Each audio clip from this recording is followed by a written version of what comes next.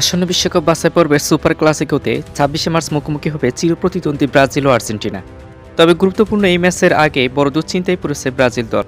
কারণ কলম্বিয়ার বিপক্ষে ২১শে মার্চের ম্যাচে হলুদ কার্ড পেলে ১০ জন ব্রাজিলিয়ান ফুটবলার আর্জেন্টিনার বিপক্ষে মাঠে নামতে পারবেন না। তাহলে কারা রয়েছেন এই সংখ্যায়? হলুদ কার্ডের ঝুঁকিতে থাকা ফুটবলারদের তালিকায় আছেন দলের সেরা তারকা Neymar da Junior, Vinicius Junior, Rodrygo, Raphinha, Ederson, Gabriel, Bruno Guimaraes, Andre Danilo ও ম্যাথিয়াস কুনিয়া। কলম্বিয়ার বিপক্ষে খেলতে গিয়ে যদি তারা কার্ড দেখেন তাহলে আর্জেন্টিনার বিপক্ষে খেলার সুযোগ হারাবেন। দীর্ঘ ১৬ মাস পর জাতীয় দলে ফেরা নেইমারকে ঘিরে ব্রাজিল সমর্থকদের প্রত্যাশা ছিল আকাশচুম্বী। কিন্তু যদি তিনি কলম্বিয়ার বিপক্ষে হলুদ কার্ড পান তাহলে আর্জেন্টিনার বিপক্ষে খেলার সুযোগ হারাবে। তাছাড়া গত ম্যাচে শান্তশীল হয়ে খেলতে পারেনি ইনজুরির কারণে।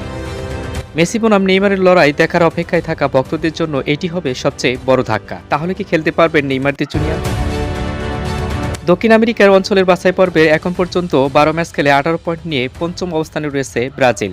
অন্যদিকে শীর্ষে থাকা আর্জেন্টিনার পয়েন্ট ২৫।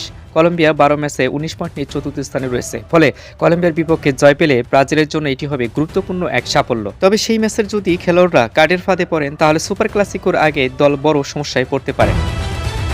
ব্রাজিলের জন্য কলম্বিয়া ম্যাচ হবে এক কঠিন পরীক্ষা। এদিকে জয় নিশ্চিত করতে হবে, অন্যদিকে কার্ডের ফাঁদ এড়িয়ে চলতে হবে।